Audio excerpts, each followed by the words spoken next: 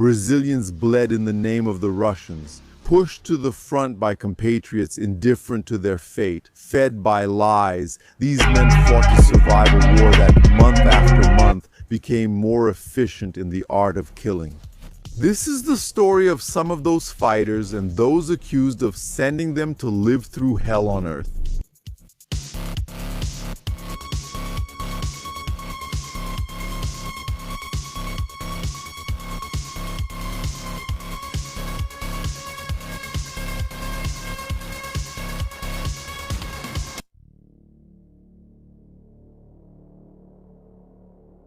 Since the early days when Russian tanks entered Ukrainian territory, the presence of soldiers from other countries has always made the news, and unfortunately, so has the death of Brazilians. Early on, the Ukrainians created the International Legion, attracting hundreds of fighters to help contain Russian power. On the other side, the Wagner Group also had its mercenaries, called from various parts of the world. Iraqis and many others were among them. Although the fact is often denied, on the Ukrainian side there was never any denial.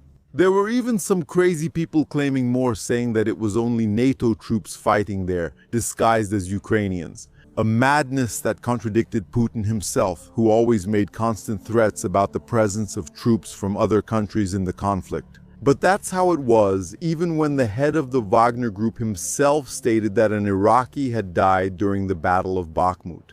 Some denied it, claiming the mercenary group accepted only Russians. All of this made it seem like only citizens of the Russian Federation of any ethnicity were part of the armed forces. But the Russian armed forces have a much more complex composition, especially after Putin's promises, offering citizenship and benefits to those who fought alongside his army inside Ukraine. In addition to the contracts offered to foreigners by private military companies, men of different nationalities began to gather to fight for the Russians. Seduced by various motivations, such as ideology, money, or simply a sense of purpose in life, two Brazilians realized this very quickly: Arthur Michel and Antonio Neto. They created a profile on a social network that quickly went viral. In their videos, they showed the power of the Russian armed forces, how easy and praiseworthy it was to fight for Moscow, much easier than fighting for the already defeated Ukrainians.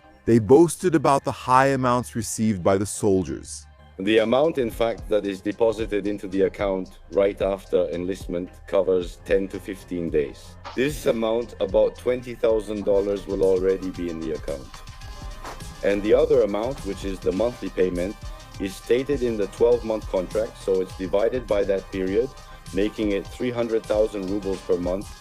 It depends on the exchange rate. Today, it's around 19,000 reais. Reports indicate that recruiters promised payments and bonuses of up to $100,000 for those who signed the contract, while another source mentioned salaries of up to $10,000. In addition, the so-called recruiters offered help with travel and transfer to Russia, as well as contacts with Russian women, used as an additional way to attract people. Dressed as military personnel, they showed weapons and praised the military power and the superior fighting conditions of the soldiers who enlisted. Sometimes they used videos from other Brazilian influencers, even claiming that Ukraine has never won a battle. Sometimes they won a battle. I heard about tough battles. I heard about battles where Russia suffered many losses. In fact, on the battlefield, Ukraine hasn't won a single battle. All the advances that Ukraine has made on the battlefield since the first day. It seemed like the opposing team never appeared. Russia was in a spot the Ukrainians planned to scout the next day, but by then, Russia was gone. They retreated to the back over 150 times. Here's an overview of Ukraine's current situation. The best path for Ukraine today, without a doubt, would be to surrender to Russia. These influencers, who claimed that Ukraine had already lost 5 armies with over 1 million dead, and the media, which always put more emphasis on the casualties. Fighting on Kiev's side, they made it seem like it was safe to fight for the Russians. They never talked about what it was like to fight under Moscow's command, what it was like to be part of an assault group, much less about the fate of a certain number of Brazilians and people of other nationalities. On the front lines, the full videos of a failed Russian assault were not shared by these influencers. There was only success after all. Ukraine would never win a battle. Arthur and Antonio knew how to take advantage of this environment. It was too fertile, too easy. It was so easy that just by looking at the comments. In any news about a dead Russian soldier, there were crazed people who couldn't believe that Russia, Russians, and their allies also bled and died in battle.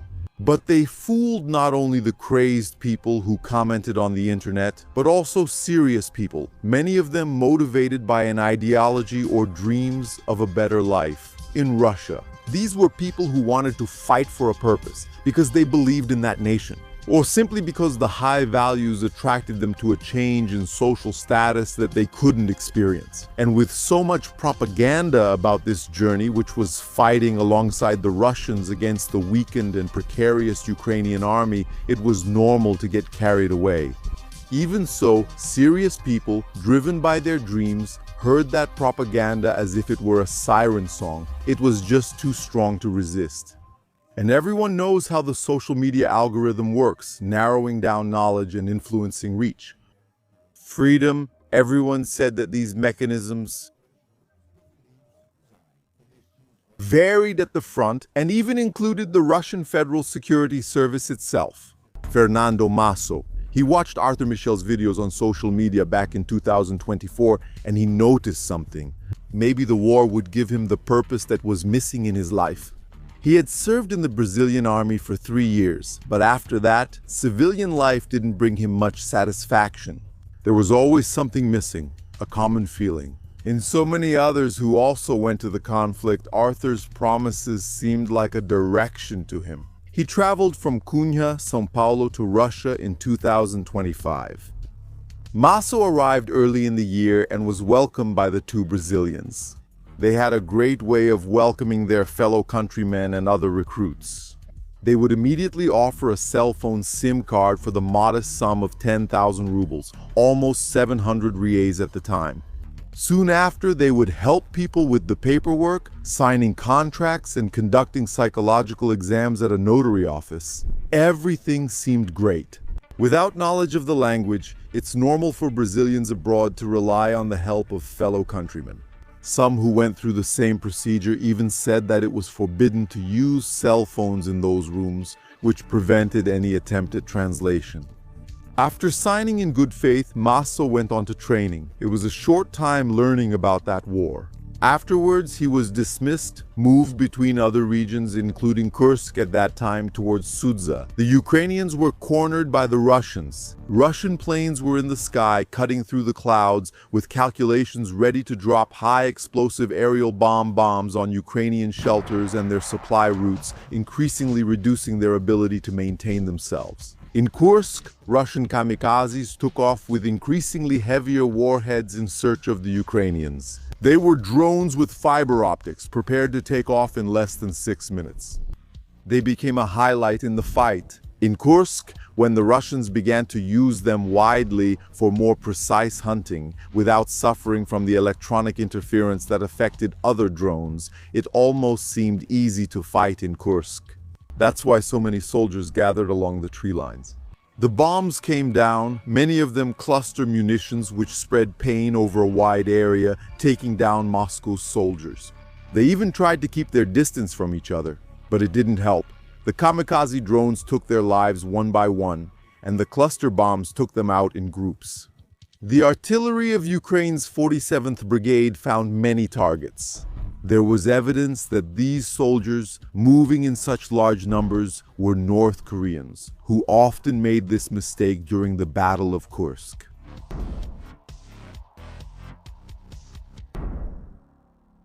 Many ended up wounded, carried by their comrades. The kamikazes flew between the trees, the camera focusing on each body to check if it was a corpse or someone who still needed to be finished off.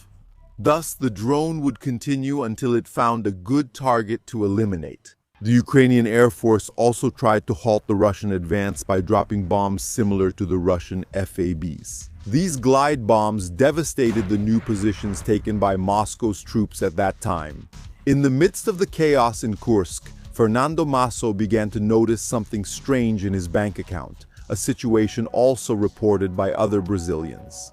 Some said that, already in training or on their way to the front, their phone chips sold by Arthur and Antonio stopped working. Masso also found out that one of those chips was nothing special and didn't cost more than 300 rubles less than 25 reais. Without speaking the language and without a way to make contact, the Brazilians didn't realize how their salaries were simply drained. The difficulties increased.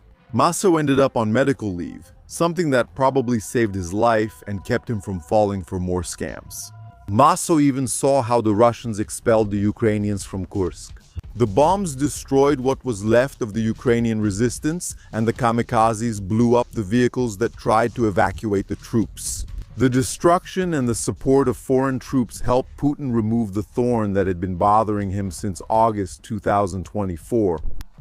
The main allies were the North Koreans, but Brazilians, Cubans, and other groups also bled to accomplish this difficult mission. It was during this time that Fábio Santos arrived in Russia, with his ticket paid for by the pair of recruiters and the promise to pay them back when he received his salary.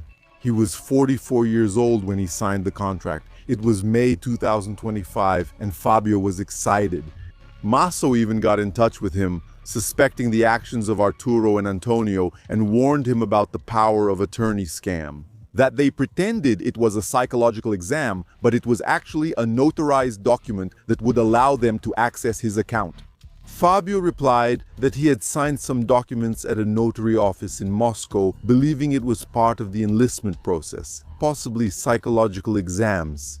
Even so, he didn't believe it was a scam. He was convinced that Antonio and Arturo were good people.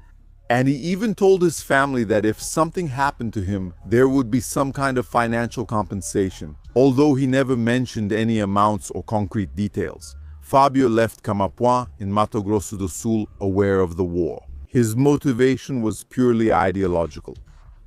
A history teacher, he knew the conflict well, but he fully took the Russian side and decided to fight for them. Apparently, he was sent to Donetsk. Fábio arrived at a time when many foreigners were being sent to Pokrovsk. The Russian bombings were supposed to make the work of these groups easier. The high-explosive aerial bombs blew up everything in the direction of the city, and the bomber drones hunted the Ukrainians in the houses of the villages surrounding the region. The Ukrainians had to flee desperately, often jumping between the ruins, trying to survive the attacks. Fuck! The Russian soldiers, whether foreigners or born in the territory of the Federation, were sent in small groups. Some tried to move during the night, covered by cloaks to hide their thermal signature. It wasn't always an effective defense. The drones would find them, taking many lives. It was common to hear complaints that the commanders sent foreigners and ethnic minority groups from Russia to these fronts. A similar complaint had previously been made about Ukrainian troops, but there was still the illusion of a perfect and egalitarian Russian army. Even so, data indicated that the number of casualties was disproportionate among minorities in the Russian armed forces. Families of Brazilians who died fighting for Moscow made the same complaint. The drones didn't care about skin color, origin, or motivations. They captured the horror on men's faces just before death burst upon them. There were many daily flights. Looking for these small groups sent by the Russian commanders, many walked alone, lost, or sent as mere probes. To test whether the Ukrainians would take another life or if it would be possible to send another soldier through there. There was no plea for mercy that worked. Any other method tried to ward off death in the midst of despair was useless. Fábio Santos vanished after last contacting his family in mid-2025. The daughter waited for news. The family grew desperate, hoping someone could confirm his death, but that never happened. Still in 2025, the Brazilian Paulo and the Colombian Sergio risked having the same fate after being recruited in the same way.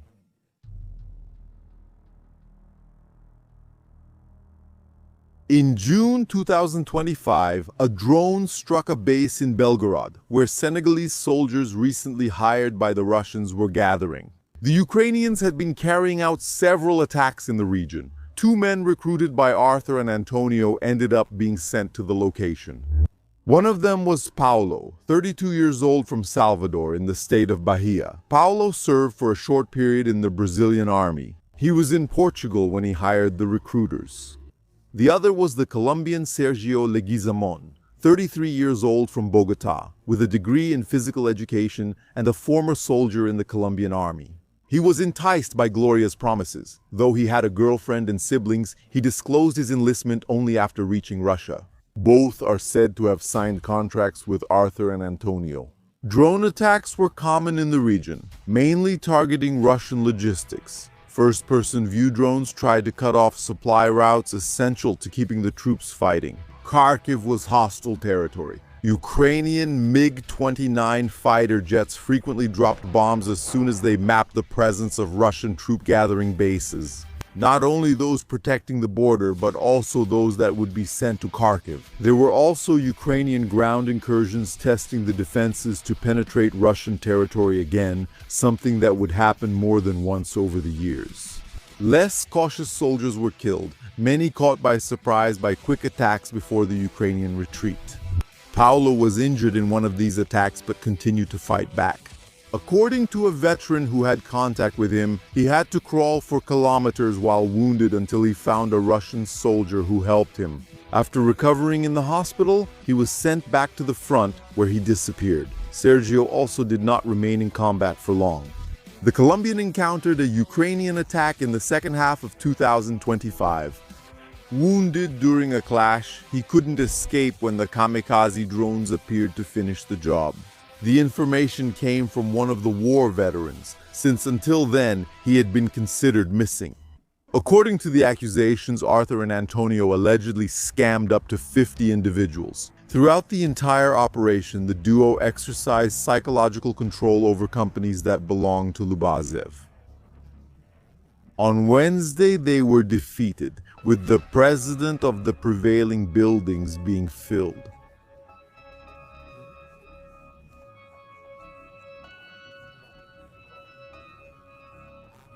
Okrasit, your hall is associated with a bell.